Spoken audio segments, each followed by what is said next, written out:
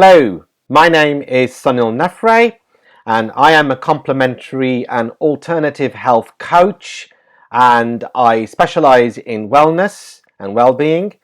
And in this short video, I'm going to be talking about anxiety, particularly within a leadership perspective. So anxiety that is felt by leaders, either they're feeling it themselves or they are aware that lots of their colleagues or staff are also feeling extremely anxious, particularly at this time where we're undergoing the lockdown as a result of the coronavirus pandemic. So I will be going through that and giving you, as leaders, 5 practical strategies that you can follow in order to try to tackle that anxiety and hopefully to resolve it with a lot of success. But before I do that, I just want to give you a little bit of background about myself. Originally, I come from an education and training background, so I'm a qualified teacher, and I've worked mostly within the post-16 sector, delivering training courses, undertaking various educational consultancies and research projects. I specialize in English and maths teaching. But I've always coached people. People have always seen me as being the go-to person on various issues that are maybe happening in their personal lives, to do with their values, their beliefs, to do with their levels of confidence or resilience, or there may be some issues that they're facing in their relationships or parenting strategies, or matters to do with their children. So in the last couple of years, I've actually started to develop a second modality, a second arm of my business. So as well as looking at education, I'm now a fully certified and qualified alternative and complementary health coach, or we sometimes call CAM coach in the field. So I tend to operate mostly within the modalities of NLP, neuro-linguistic programming, life coaching or transformational coaching, hypnotherapy, and also using techniques such as emotional freedom technique, mindfulness meditation, as well as timeline therapy as well, depending on what the issues are for that individual client. And so I offer, at this moment in time, whilst we are in lockdown, I offer an online coaching service. So anybody who is going through something, either it's to do with their emotional well-being or their mental health, or they need some specific strategies on dealing with things like phobias, panic attacks. They are dealing with the ghosts of the past, maybe through some kind of trauma or some kind of stress, or they want to give up smoking, or they want to be able to moderate some of their habits, such as in terms of drinking alcohol, or really control some unwanted behaviors, personal habits, and things of that nature, or maybe wanting to lose weight and just become the best version of themselves. So it does cover quite a broad range, a plethora of different issues really that people face currently in this time. And I'm now coming to the main part of this video, because I know that for lots and lots of people, that and I have to say myself included as well, particularly at the start of the lockdown, experiencing anxiety. What's happened? Suddenly this bolt out of the blue has hit everyone for 6, absolutely everybody. And obviously, in terms, when I talk about anxiety, we're basically talking about it's an emotional response to a perceived threat, particularly something that is probably not happening yet, but because of the set of circumstances that one finds themselves in, their body then responds by going into this anxious state. And when we talk about the symptoms of anxiety, obviously it affects people in different ways. Some people may experience lots of excessive sweating, particularly behind the head or maybe underneath their armpits. Suddenly, out of the blue, that happens. Or they may find that their heart begins to race a lot more quickly than normal, or their breathing pattern changes. Normally, tends to become a lot faster and uncontrolled. So you're almost breathing fast all by yourself without you controlling it. And it could also be that you're feeling very, very nervous and very, very tense. It may be affecting your speech patterns. Maybe you're not able to utter full utterances because some anxiety or fear is actually taking hold of your own discourse, your own vocabulary. So you no longer feel in complete control of how you would normally fluently express yourselves.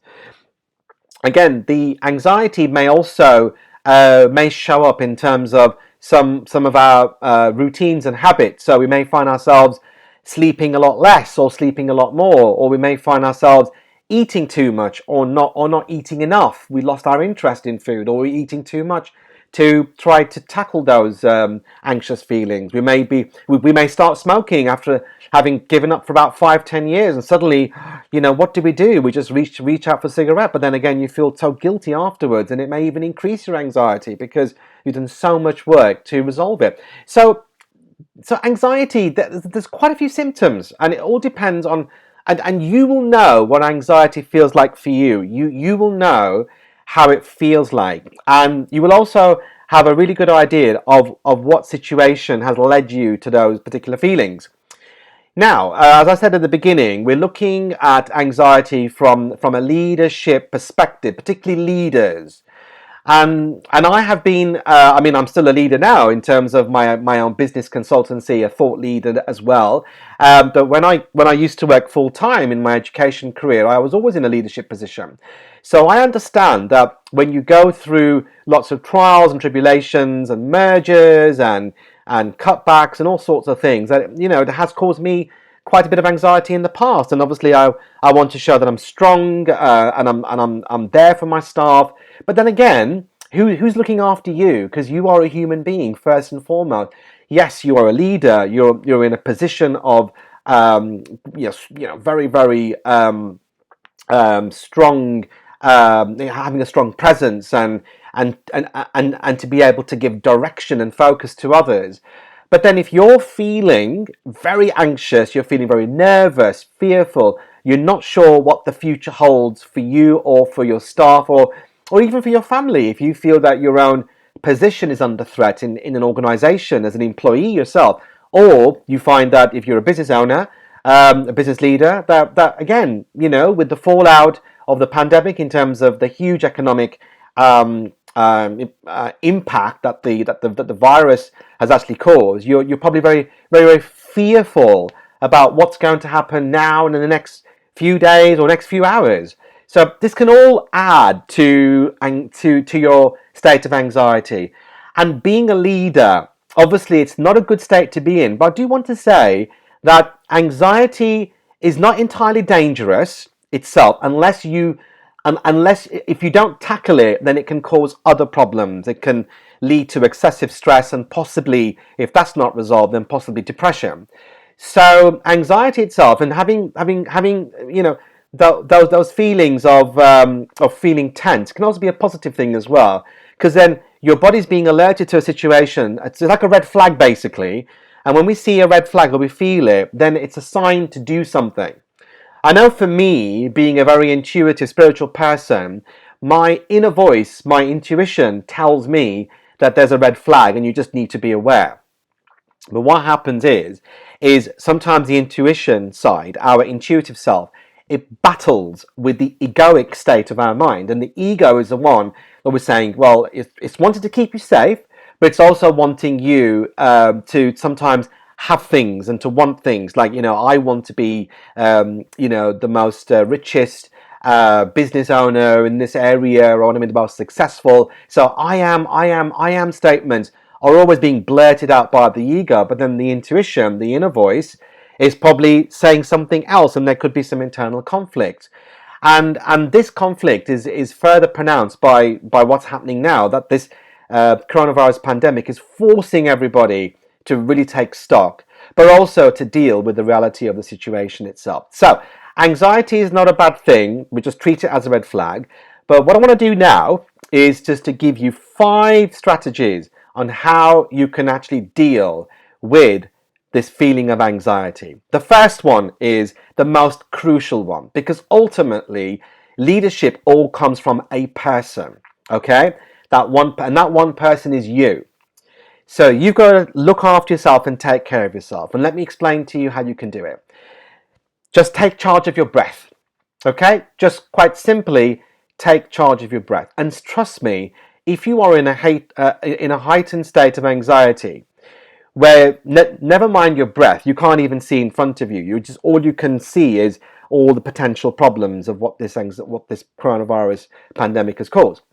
Then you're not focusing on your breath. Okay. Now the reason why you need to get a hold of your breath is you need to try to get a sense of calm, perspective, and some kind of equilibrium, and so then you can have this equanimity within yourself to be more balanced.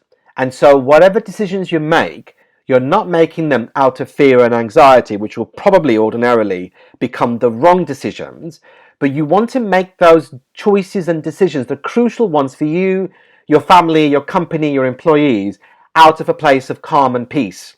Okay? So the first thing you must do is take charge of your breath. Now, what I tell my client to do is just be in the moment, just go into a meditative state, even for a minute, 30 seconds, or even for a couple of minutes.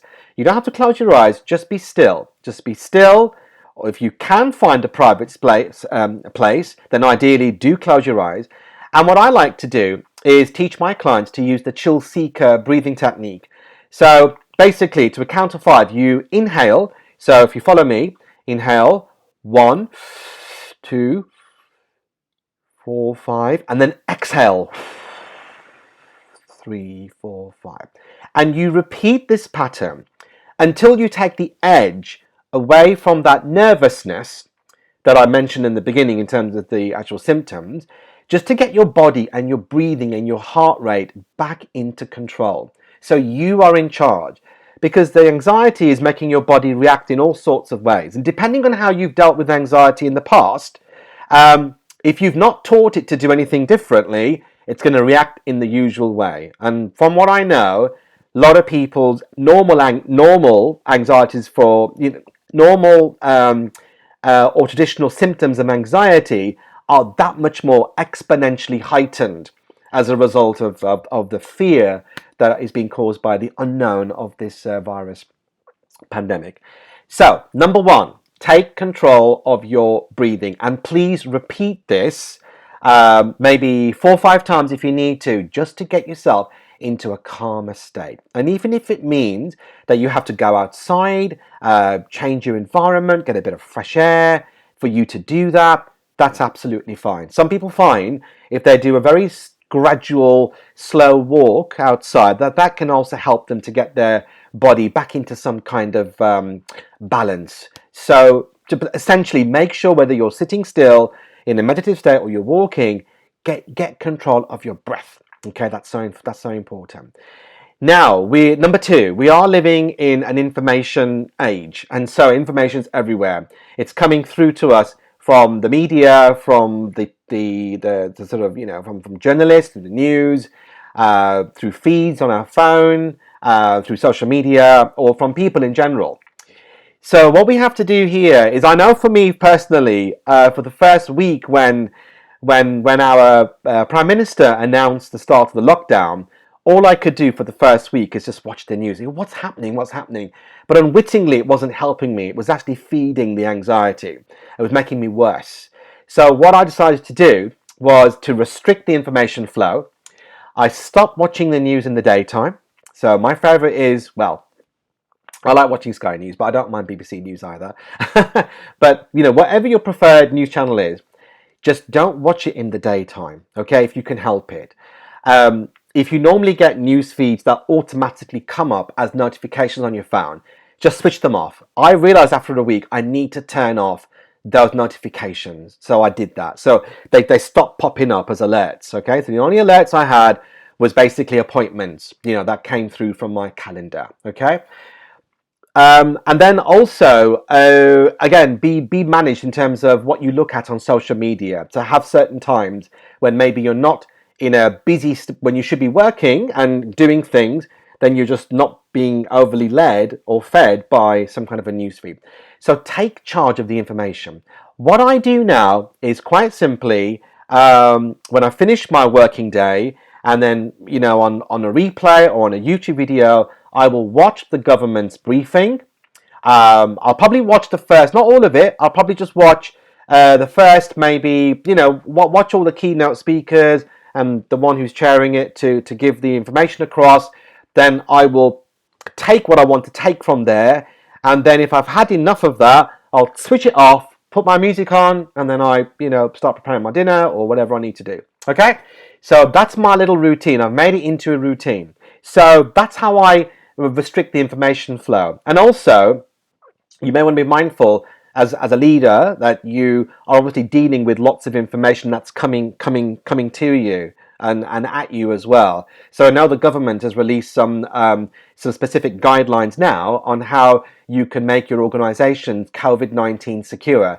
Your offices, your laboratory, your centers, your places of work. And again, that in some respects may cause some anxiety because there may be things that you haven't got in place, you've got to sort out. But then again, it may be quite heartening because you've got a structure to work towards, which will actually help you to deal with things. And so you can project more confidence to the public that if they do come to your workplace or people are going back to work, then at least then you can tick that box and you've made your workplace as COVID-19 secure as possible. Now, number 3 is more of a kind of a cognitive mental activity, which I want you to think of doing. And it's something that I work a lot with my clients. It's about feeling comfortable with the uncertainty. Just have a sense of acceptance about the uncertainty of everything. And trust me, when I knew that after week 1, which is 8 weeks ago, that this was going to carry on and rumble on, then for me to deal with my anxiety, I had to accept the situation. I had to accept that I couldn't just go shopping without wearing a mask or being mindful of other people or socially distancing. So that was a huge shock to my system. And again, in terms of from a leadership perspective, again, there may be lots of uncertainty about whether you can hang on to your staff or whether there is a question or query about your own position or whether you're going to get people wanting your services in the future because the pandemic has meant that lots of what we normally do in terms of activity is all changed. And for example, look what's happened with retailers, that they've not been able to open their doors for weeks. And people just haven't been able to go inside and shop or go into the pubs or restaurants. So all these things have caused lots and lots of uncertainty. But we have to somehow come to that acceptance. Now, again, how I actually deal with acceptance is I normally use a piece of paper and I would then write down the things that are in my control. So intrinsic control, I have control of these variables, that I have at least exert some power within these variables. But then on another piece of paper, I'll write down what are things that are beyond my control, that are actually externally driven. And it is about in some respects, you're going to be downloading some of that anxiety onto the piece of paper. Because writing can also be a form of therapy as well.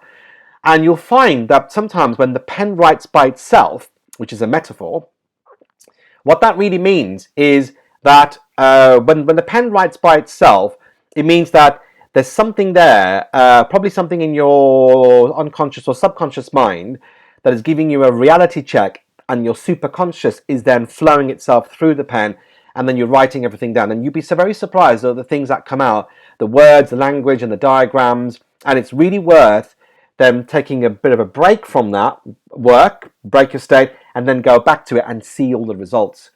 Then you'll be able to get a better handle of the things that are in your control and things that are not.